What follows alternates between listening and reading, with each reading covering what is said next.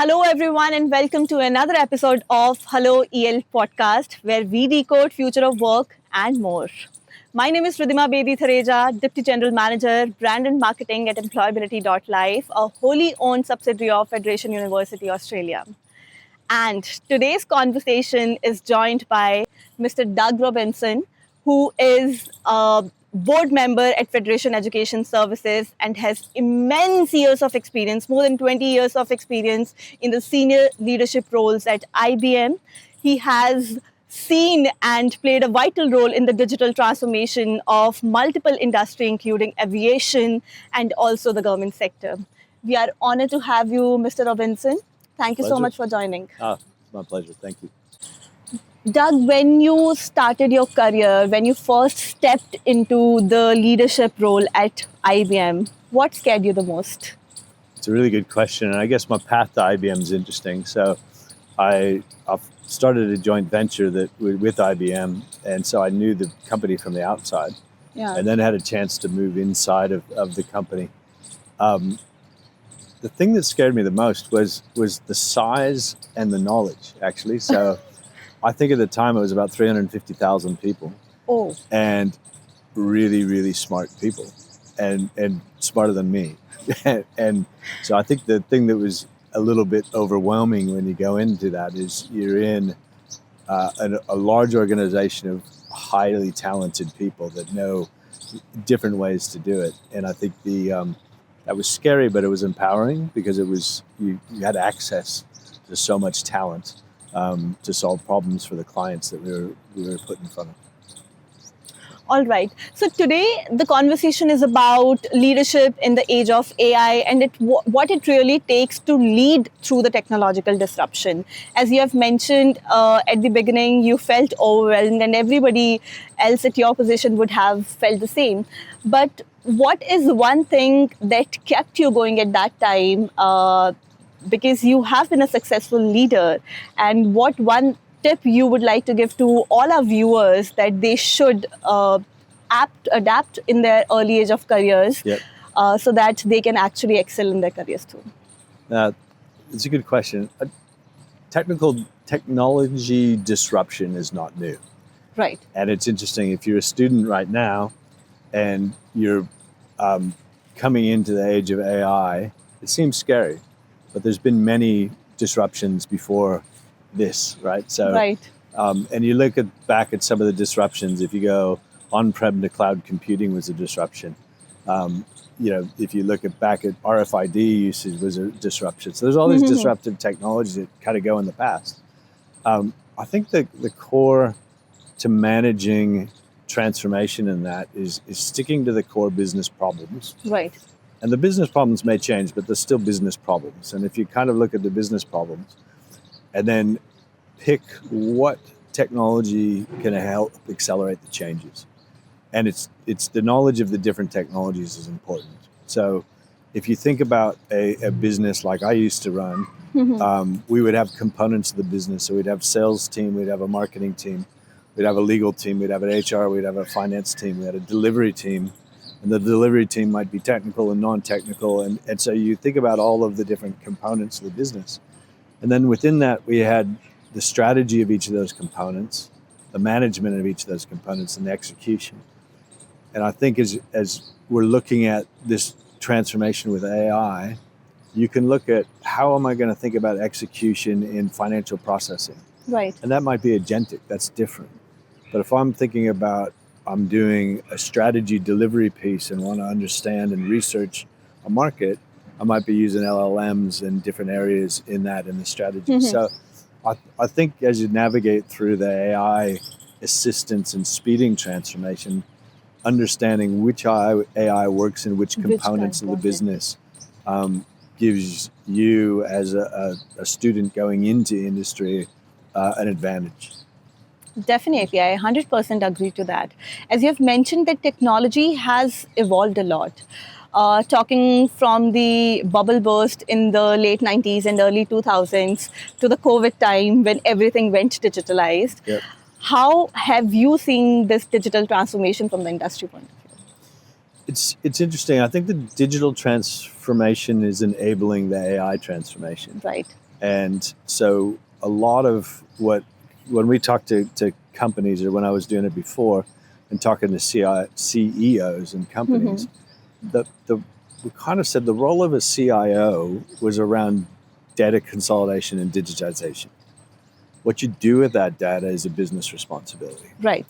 And I think the one thing we have seen as those two come together, the people who have the knowledge of business and the knowledge of technology are unicorns.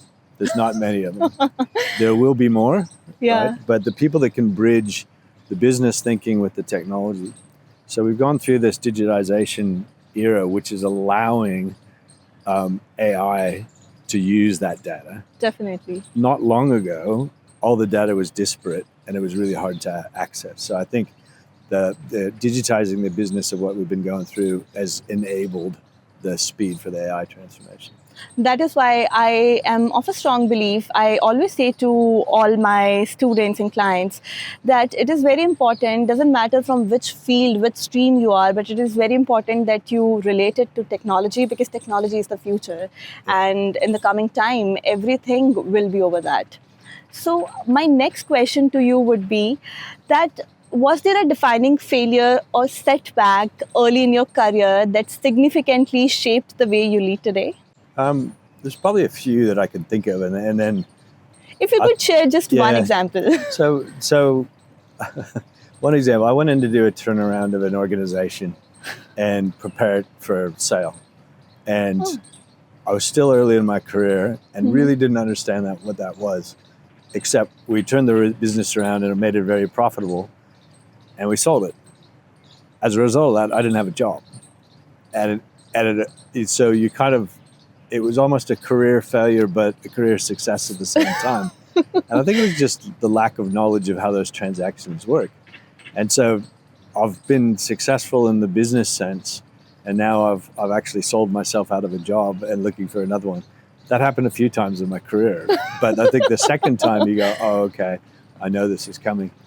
I think the learnings from that over a period of time is when we ran the IBM business, we thought about big bets, and we would often say, here's our core business, but we're going to bet on a few things. We knew that not all of our bets were going to work, and that was helpful up front, but we kind of wanted 6 or 7 out of 10 to work.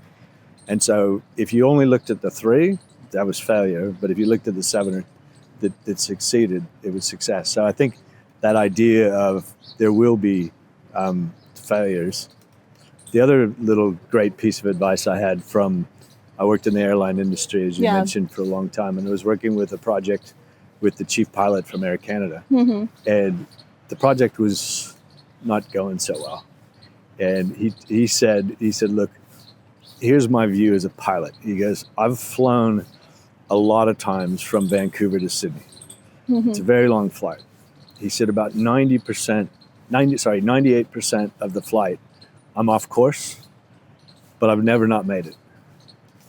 And so it was about course correction. So I think, it's interesting as you just get that mindset is that I'll never be perfectly on course, but how do I keep correcting to get to the destination? It's a good piece of advice that I kept. That's really amazing. And I think at every age of your career, you should keep your ears open. You never know what kind of conversation can give you the lifelong advices. Like, I am learning a lot right now. I am of a very firm belief that to become a successful leader, they have to go through multiple failures. And as you just stated, that one time after the first one, the second one, you knew after selling your second business that what next is supposed to be done. My next question would be, what's one decision you felt that was really very risky, but you took and that gave you fruitful results? Yeah, that's and it was probably later in my career, and it was the chairman of our business asked me to try to turn around a problem business that we had. All right. And I knew it wasn't going very well. And my discussion with him, I think it was pretty early in the year, I said, what's the budget for, what are you trying to get financially out of the year? And I looked at it and I said, well, if I accept those directions, you should fire me in December. And I said, what do we really want? And we were able to get back into and say, take market share. Mm-hmm. We want a little bit of profit out of it, and we want to reinvest the profit for growth. And so we got to a simple kind of vision statement. The scary thing was, could we do it? Yeah. But having that vision of where we wanted to go was, again, like the flight from Sydney to Vancouver. It was just always course correcting. And the confidence came from doing it. So as you get to the result, to the outcome, you look back and you go, I didn't think we could do that. But it's just taking that every step forward until you get there. You have immense years of experience, and I understand that every decision which you might have taken must be very calculated. But do you really feel sometimes being a leader, sometimes you just have to go with the flow, or every decision has to be calculated? I think go with the flow. So one of the things in my career that I thought about was what are characteristics of jobs that I like? Right. And so as I was moving up, I might say, I want something that has a P&L responsibility, it has people skills, has industry insight. And I kind of had a list that I kept of the things that I would like in a job. And I had a number of jobs come to me in my career that my initial reaction was, no, I'm not interested in that. But when I went back to my list, I'm like, hang on, that is... So it just happened to be a job I didn't think about or I didn't know about. But when it came back to the qualities of what I was looking at, I said, actually, that is interesting. So I think that's one of the learning processes is you're a little bit structured in understanding what the characteristics are, but agile enough that says, I can move towards something I hadn't thought about. So behind this podcast, I was having one conversation with Mr. Robinson, and I would really love to highlight that over here, that we were talking about that one tip which you would like to give to all the viewers, and where you mentioned that it is very important for them not to just be ready for one particular role. Yes. Yep. And to be ready for the adaptability and for the skill set. So what do you have to tell to all our viewers? So I had a lot of people that would come to me, and I mentored a lot of people as we went. And I guess it's interesting in technology, and IBM survived for over 100 years, and it's still surviving. In the tech business, every 5 years, right, you have to reinvent yourself. Of course. So if you're thinking about a career path that might be 10 years, you don't know what job that is. You can't say, I want to move toward that job, because it might not be that job. It might be something else. So the tip more was, think of yourself of like a builder of a house. And the toolkit that you have, when you first start off building, you just have a hammer. And all you can do is hit nails, right? And then you get a saw. And then you get a screwdriver. And then you keep adding the tools into your kit. And your ability to actually do things expands. And so I think in the same advice in skills is always through your career, keep adding skills into your toolkit, because that job in 10 years that you don't know what it is now, you'll be ready for. So I think that's the biggest tip. Think about more of the skills progression over the role progression. Definitely. That's amazing. You have been a tech leader throughout your life. I think you are an ultra pro in that area. In your leadership era, you might have been always an option to choose multiple people, and also to choose between technology and people as well. Sometimes such kind of situation might have come in front of you. So what do you think? What is your strong belief? Is it really what people say, that it is good to invest in people rather than just in technology? Do you believe in the similar way, or you think that both are equally important? The investment in the people is the most important investment. And the people come up with the ideas and the technology. And so you want the people that can think through that process and change. As an example, I've worked with our CFO, who was, first of all, highly skilled. Second of all, we thought, can we make a digital twin of the business so we could actually model scenarios of changes in the market and look at that as we go in doing that. So again, it was somebody who was quite skilled and quite smart, but then had the technology adaptation that could kind of move toward that way. So if you placed it, it's people first, and then technology. That might change a little bit as you go through the different parts of the business. So Right. if you're leadership and around maybe a BPO process, you might be thinking about the business and how you might have agentic AI doing some of the process, but you want the people oversight on it. So how you choose your people that oversee the automation is really important too, so they can understand it. But people, that's Wonderful. yeah. So my next question comes regarding agentic AI only. So agentic AI is, I would say, changing every business perspective these days. It Yeah. is everywhere. So what do you think? Because you are somebody who comes with a combination of industry and academia both. How do you think agentic AI can actually bring transformation in university culture? Because till now this is being just taught as one of the subject. Yep. But what if it is built in the university culture? Yeah, I think, and I think it's worth a discussion as an industry, right? So I'm not going to say I'm right at this. If you go back to the components of a university, like a component business, right? You say a lot of the execution areas are opportunities for agentic AI. So if you're doing admissions processing, or if you're doing, some of the back end financial or HR processing, there can even be, as you're doing policy review, of trying to look at automating the policy review to compare it against other policies that you have to make sure. So I think there's in that execution space that there's a lot of opportunities for agentic AI. There's probably more in the management and strategy. I think that's going to be a conversation that we have, and I'm of the strong opinion that AI will go from hobby to enterprise through storytelling. Of course. When somebody goes, I did this, another university will look at it and go, oh, that's a good idea. And then it'll proliferate. Of course. And transformation's always been that way. But I think that's the good thing is I don't think anybody knows enough to really be the expert across everything. And so curiosity on how to use it will continue. How do you see AI? Do you think that it is really, I completely understand that it is really very, very helpful. But there are few things that we should not be completely dependent on it because the human factor which is there, that can't be replaced by AI. What's your take on that?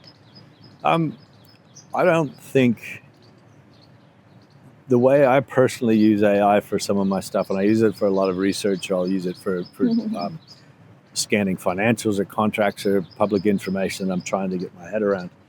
I'll review it and I'll go, that's not right.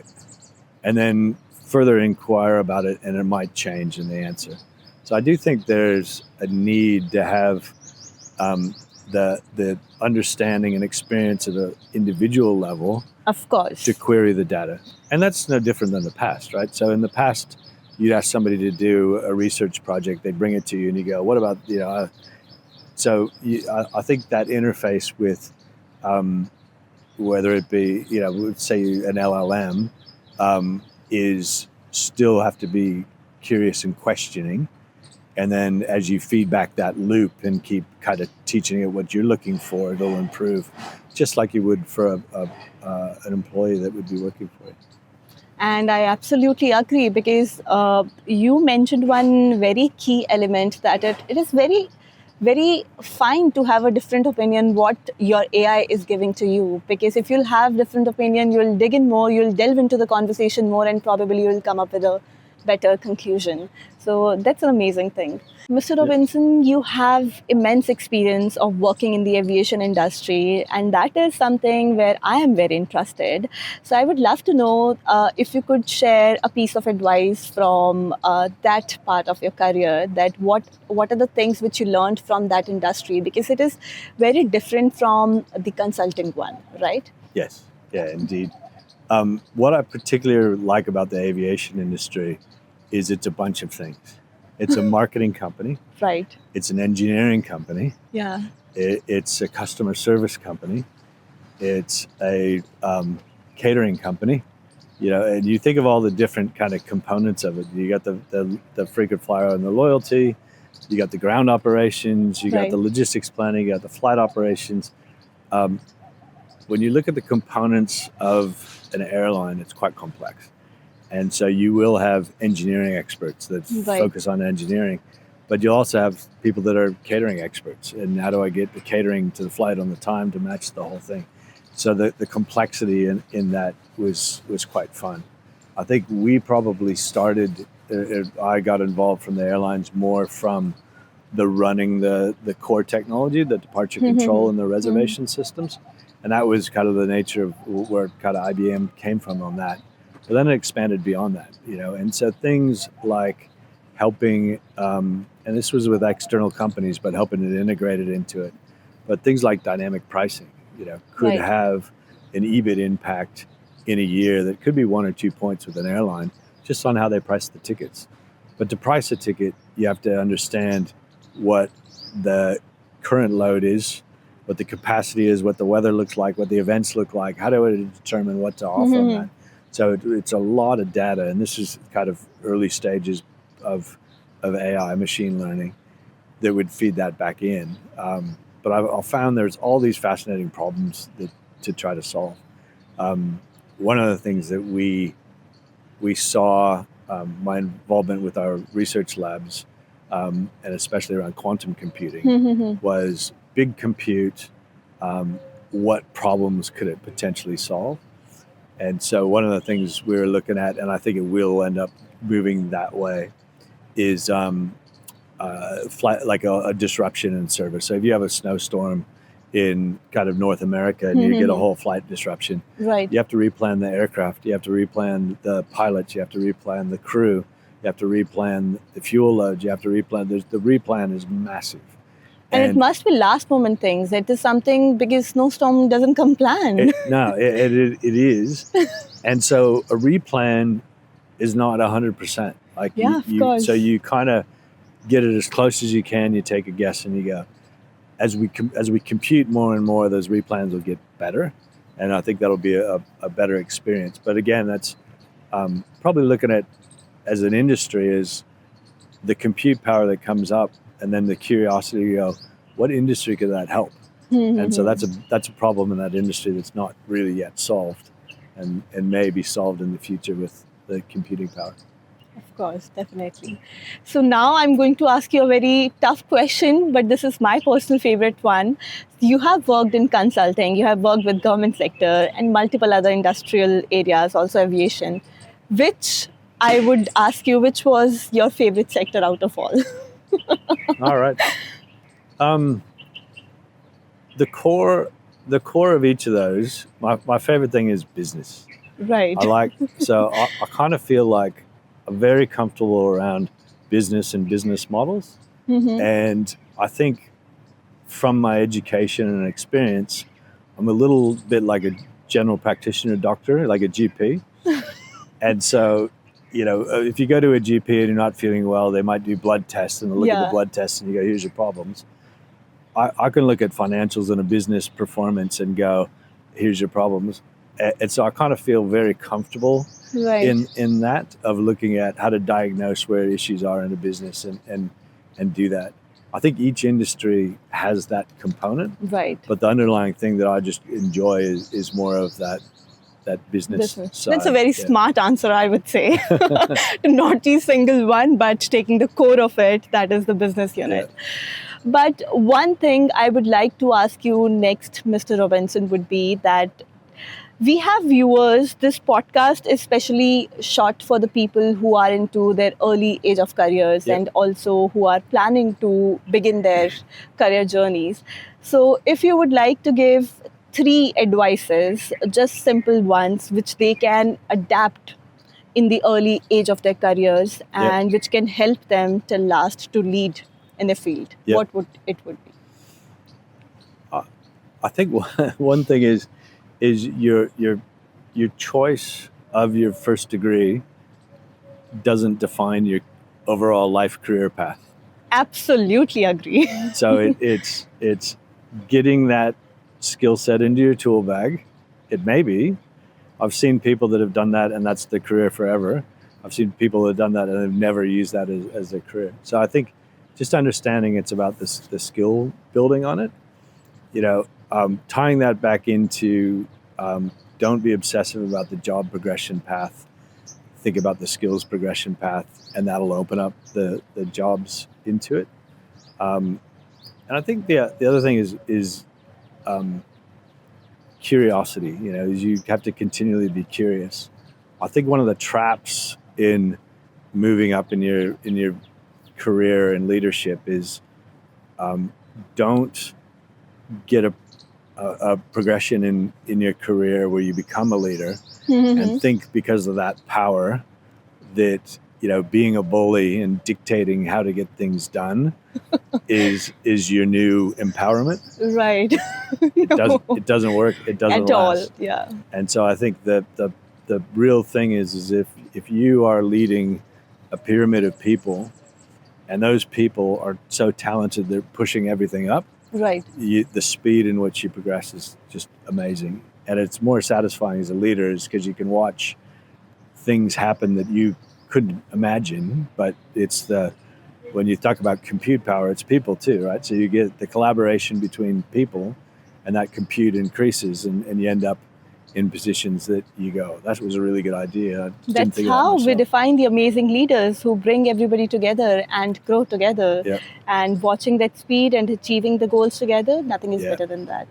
I have one other story that's, Yeah, as would you love know, to. I'm a musician as well. 100%. So one of the things I've found in bands is really interesting is when writing original music, I might take an original piece to the band and say, oh, we've got a new song. And it goes like this. And this is a real life experience. So I'm playing, I think this is our new song. Our bass player starts playing something that I didn't think was the new song. And I'm saying, no, it's not like that. And he kept playing it and I stopped and I went, no, it is that. And it was just an example of collaboration is and this happens at work too, right? Is you come up with an idea and my idea was like this. And somebody goes, what about this? I could have ignored that. But because you're kind of open to that, you end up with something that looks so much bigger than where you started. So it's interesting how, art imitates business sometimes too. Ladies and gentlemen, let me tell you one thing. I have personally heard Mr. Robinson actually playing very well. He's a guitarist, he's a performer, and he's a professional. So would you like to share some of your experiences that how you actually enjoyed this as a hobby and then became a professional? I've always enjoyed music as a hobby. It was just while I was in my career at IBM that I decided to do a music production degree just to continue learning. Oh, I didn't know that. But I looked at the music industry and it was probably the most digitally disrupted industry that we were watching. And I thought I wanted to understand that more. And so it was partially because I liked the music side, but the business side of it I found quite interesting. And the kind of the correlation from that. I think that, the examples of leadership is a lot more like a conductor of an orchestra too, right? Is you're not actually playing any instrument.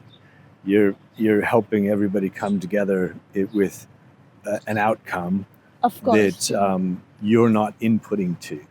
And so I think that's something you think about as a leader is instead of sitting down and trying to do all the input, if you step back as a conductor and try to get that going, it's, some people initially go, well, you delegate your work. And you go, if you do it right, the work is actually greater than where you started. So I saw that parallel. And I think any sort of hobby that becomes into your profession or you start learning it professionally, that comes up with a lot of discipline, right? Because you being into the senior leadership roles at different industries and then also following your passion for music must have come with a lot of discipline, right? So what do you have to say this about to all the young people who sometimes feel that it's not very important to focus on their hobbies and just work. So do you think that there is a requirement of a perfect balance between both the things? I think there's a requirement of a balance. A perfect balance, I think, is I haven't found that yet. But I think your hobbies enhance your business capability and career, right? So Of course. as you do different things, there's relatable things. Whether it's if your hobby is a team sport, learning how to play as a team, learning how to lead a team. Like, I think team sports are interesting. Is that you'll have a captain of a team who's playing, but they're not the boss, right? They're just somebody chose them and said, okay, we'll let you be the boss. So learning how that kind of works. So I do think you definitely, hobbies, family for me is very important. Business is how do you bring that all together and do it? And it's tough. And I think during your career, each of those areas will become higher or lower as you go. Yeah. But you have to be available for the right things at right time. Yeah, correct. And as we talked about the teamwork, that how it is important, we at employability.life, our pedagogy is based on teamwork, and Federation University is the first co-op university of Australia. They also believe that it is very important to get the industry exposure for the students, and industries, all the areas work on the basis of teams, right? So what do you have to say about this pedagogy? What do you think, what are the requirements for today's education system, and how do you think it is important for them to actually inculcate few things which are still missing in few of the areas of institution? I think employability.life fills a gap that we've got right now. And I guess my experience with Fed Uni over the years has been from a on-campus tech service provider. And I got very involved with the vice chancellor at the university more around skills that we needed. So we were growing in such a way that we needed more data sciences. We needed more CRM type capabilities. We needed more SAP. We needed more cloud migration. So we knew kind of the forecast of what we needed, and worked with the university to say, why not interns, graduates, but also got involved in the curriculum to say, could you please teach this, because that's what we need. And I think that input between industry and education is really important, because back to the job in 5 years, we don't know what it is. So what are the skills that you teach for that? I think what Employability Life does is it takes that core education component, and why I've been so comfortable watching Employability Life and the student feedback this week is a sprint, an experience in Employability Life, a project feels like work, feels like where I come from. So when you land and somebody goes, okay, form a team, here's the business problem, let's get the answer and get the proposal out. That's the real life. So what I really like is the students are getting the foundation education, but also being prepared for how it works. Right. And when they land in a job and somebody goes, can you form a team and do, some design thinking and a sprint around this? They go, yep, I've done that. And so I think that's the exciting. So I would like to give you one example. This student of ours, his name is Dhanush. So he happened to came for one of our event few months back, and he was just sharing his story, and he mentioned the same thing. So when a student gets certified, we give him a jacket which is branded by Employability.life and Federation University. So he was not able to get even single internship before he joined Employability.life, and then he got 8 job placement offers. Wow. And he said the credit not only goes to Employability.life, but the kind of learning he has, and he has become a new person. And he shared a very good experience of his, which matches with what you just mentioned. He said that I was carrying that jacket with me, and the interviewer asked what it is about, like what is Employability.life and what is Federation University, why are you carrying this jacket? So he said, I did this extra program. And then he said the interview just asked questions regarding that particular project. And he said, all the things which you covered in the technical part, they said that they were about to give training on each of them. And he said, And he said, I was really having answers to all the questions which he asked. And the credit was because I worked on a real industry project. And usually the statements are live from the industry, like they are inspired from the industry, right? And they are delivered by industry people. And he said that particular experience of working in that 6-week project led me to achieve those 8 jobs. Yep, that's terrific. And that was a tremendous story. I literally got goosebumps at that time, that how something like that can change careers of students and future of their work. Yep. So I also really like wonderful. that the framework of the employability skills, right? Right. And their soft skills. Yeah. And it has people step back and think about, how do I communicate, how I network, how I team, my contribution in areas isn't normally an educationally measured area. When you get into a business and your manager's doing your review on your promotion and your bonus and your pay, it's not often what degree did you have. Of course. It's do you team well? Are you productive? Is your network in the outcome? Are you growing? Those are the type of things that are real life kind of assessments that says, as you do that, you progress through your career as well. So I think it's a great insight at the student level to kind of go, this is the real world. Definitely. But again, still have the basis of the core education as the foundation. Yeah. Of course. Without that, I think without the core foundation of education, we are nothing. But definitely it is excellent to inculcate more skills. I was just reviewing one research paper by Google that most of the jobs which they hire for, the education background plays a role, but the more of the things which they look after are problem solving, adaptability, and their enthusiasm and curiosity for work. And there was a research paper that around 70% of the jobs are looking for these kind of features rather than just their education qualification. Yep.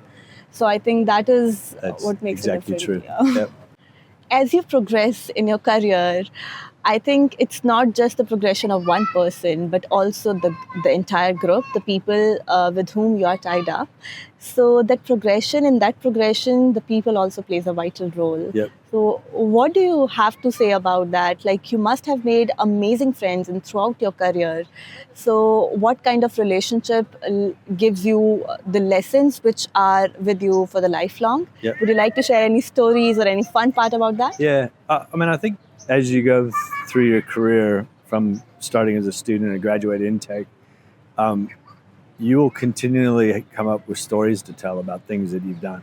And I could tell stories all day, but it's just my own experience on kind of what I've done. I think the thing is the most memorable ones tie back to a group of people. Right. And even today, there's a project I was involved with 26 years ago that we still get together as the project lovely. team. So, the projects at the time were difficult. They were long hours, they were long nights, they were traveling, they were trying to figure out problems. And I think that actually just forms bonds of individuals, of people over time. Definitely. And so I think, as you form your friendships from university through that, you'll have experiences like that in corporate life or in industry life, where you'll have a project and a challenge and you'll form that outcome. The fun part about that is that it's the teams that kind of, as they come together and get more powerful, you remember those the most. Yeah. For your entire life. Yeah. Right, 100%. Yeah. So with this, we would be ending today's episode. Stay tuned for more such fun conversations, and today's podcast would have not been better than this. I think I've got really, really great learnings, which I'm going to remember for my entire life. Thank you so much, You're Mr. welcome. Robinson, for joining and giving us time from your busy schedule. And we are really, really thankful to you. Well, thank you so much. You've done a great job. Thank you.